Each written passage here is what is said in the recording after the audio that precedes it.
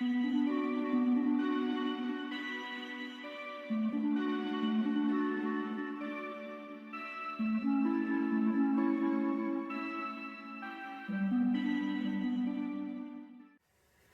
morning. It is Tuesday, December 22nd, 2020, and we're getting ready to leave this place, and this is the area back here where we had the initial flooding. See where the carpet, their contractor cut out the carpet and all this stuff.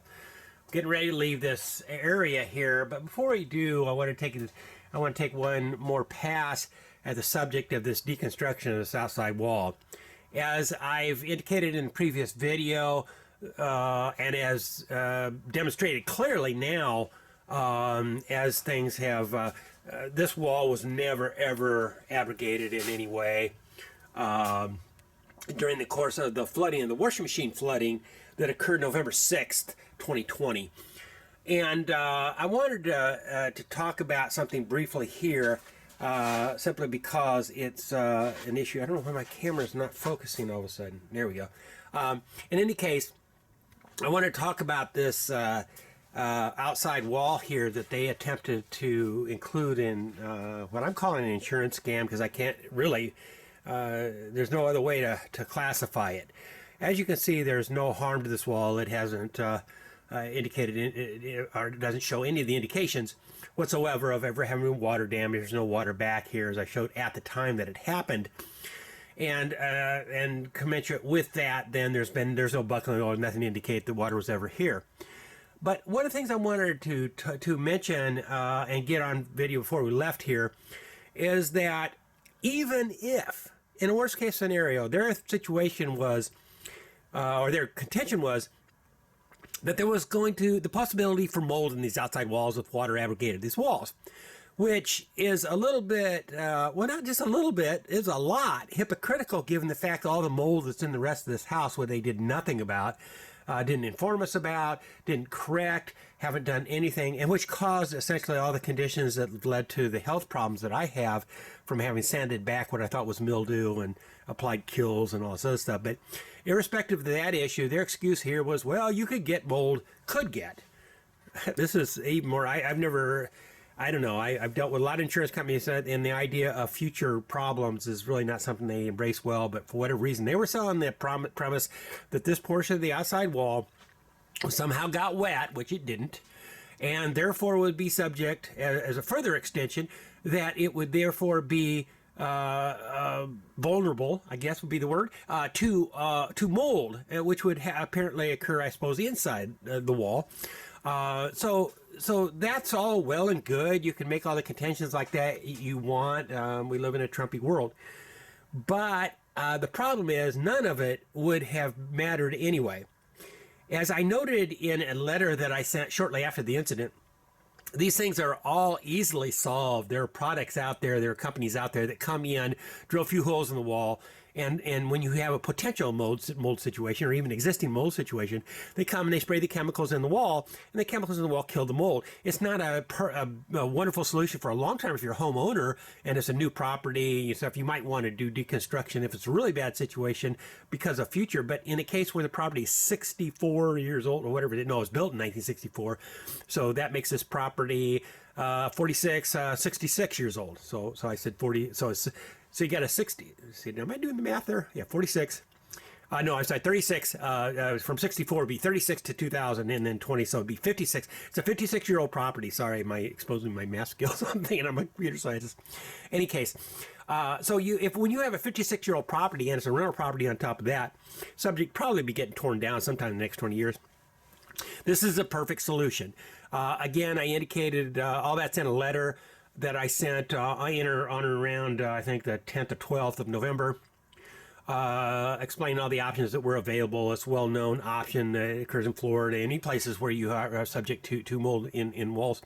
But it's a well-known, recognized thing that's been around for a couple of years now, relatively innovative in terms of the construction industry. But they could have done that, which would have been very, very cheap, very easy. I wouldn't have to move anything. But here's the thing. Let's say you're old school, you're dumb as a box of rocks, and you've done construction all your life, and that's all you're capable of doing. Even in that case, you would know one thing about walls. they have two friggin' sides. They have a side you see here. To remove this drywall, there's nothing you can do but destroy it and then replace it, which is what they wanted to do. But here's a news flash that's been true since the dawn of physics. And we'll go out here and we'll show you a little fact about walls. They have two sides. On this side of that same wall, which starts roughly here, here's that window we were looking at here, it starts here to this section here is one single section of hardboard siding. And when you remove siding, you don't have to destroy it. See these nails heads here? They pop right out. All you do is get basically what we call pry bar under there. You pop them out, the whole piece comes out, and you may have to, and then you do whatever work inside. You see the same inside. You do whatever you do, remove mold or whatever you think you got to do there. And then you put the siding back, and you just use little different nail holes when you put it back, and you use wood putty to fill the old nail holes, and you are good to go. It doesn't cost anything, little other than your labor. This has been done a billion times since the dawn of man to walls. You know, if you don't like what you see on one side, try the other side. And this guy who came here, this contractor, who I think has less than a double-digit IQ, but when he came out here and screwed all this up in the first place, first thing, he apparently was really oblivious to the fact that walls have two sides, because there's another aspect to this two-sided wall issue that he didn't understand. So you understand the issue here. One piece of siding, remove the siding, put it back on, pop, I don't know, 16 nail heads off of there with a pry bar, literally 10 minutes work, and then whatever you want to do inside to spray chemicals or whatever you want to do to remove mold inside there. And you are done, easy peasy, through and through. Okay, so there's that fact. But he also had the same problem here. This is the other side. Let me go back here. This is where the washer and dryer here that originally flooded was. Let me turn this light on here. Okay, oops. There we go. This is the original thing here. I've got a temporary drain so I wash clothes. And in the case, but this is the original where the flooding was. And of course, he had to tear all this out and whatever. But you see that wall right there? Same issue. Guess what? It too has another side. You don't even need, you don't even need to move the water heater, washer, or dryer. You might have to do something to this side, but it too has another side. These walls all have another side. So in this case, that wall there has another side we'll take you to in a moment, which guess what? Doesn't have a washer and dryer block in it. This wall here, guess what? Has a piece of siding on the other side. This right here, this surface here, you're seeing here, is siding. So if you want to fix this wall, you take off this piece of siding. That's it, right? Again, same as the outside. Pop a few nails, replace the siding, putty over the old nail holes, use different holes to pound new nails in. You are good to go. You don't have to destruct anything. Okay, so that's the way you fix this, that little stub wall here. Now for that one that's on the other side of the washer and dryer there, guess what? Here's the opposite side of it. Now it too happens to be drywall here, but let's see in here. I don't know how well you can see in this camera, but guess what? All you have to do is remove the shovel. You don't have to screw with those. You don't have to screw the washer, dryer, hot water heater, right? This is the opposite side of that same wall. So you come in through here and solve the problem. Very easy. You know, having a brain is not forbidden in construction. It's not, despite what you may have heard. And we know this because in the Midwest, throughout the dawn of history again, college students working their way through college have been working in construction. These guys are very smart guys, and they learn this. Now, here's the most hilarious thing about all of this. The plumber that came in here that could not solve the drain problem, here's the clean out for that drain right there. Okay, this is the clean out. Had the plumber come in here on the other side of that wall, look for this clean out, remove that square thing, they could run their clean out tool, their snake, all the way through, all the way to the main from here. But they never touched it, right? So this whole problem is an exercise in stupidity. It really is.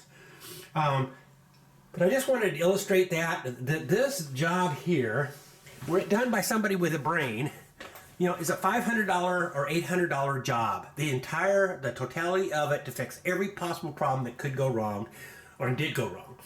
Now, when you turn it into an insurance scam and you don't know what you're doing and you don't understand that walls have two sides, then it becomes a, whatever it turns out, $20,000 problem. I don't know. You start tearing out walls that don't need to be fixed. You start building in man hours. You cause the renter here, me, to have to do to remove all his stuff, and then you cause lawyers to get involved, and then you cause people to do retaliatory evictions and constructive evictions, all the things, illegal things. But that's the difference between having a brain and not having a brain, right there.